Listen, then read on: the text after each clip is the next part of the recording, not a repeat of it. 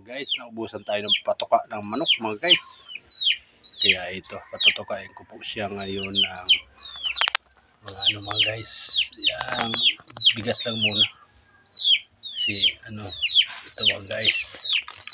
Ayan, laglagan natin ng bigas. Ayan. Kasi hirap pag makabili.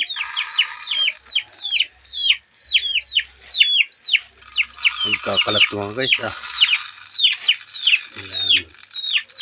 Kunti lang muna para mamaya pag tayo mga pamalingki mga guys. Ayan. Lagyan natin mabila natin pagkain ng manok. Ayan na po sila mga guys. Nahiya pa yan mga guys.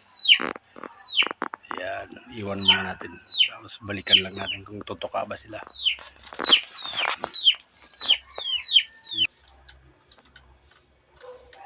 Mga guys, tutuka na po sila. Nahiya lang kanina.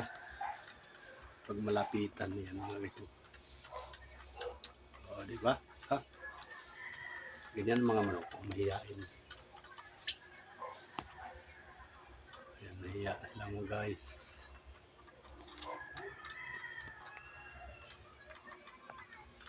Lapitan natin mga guys kung nahiya ba. Ay, nahiya mga guys. Nahiya talaga sila. Bakit mahihain sila?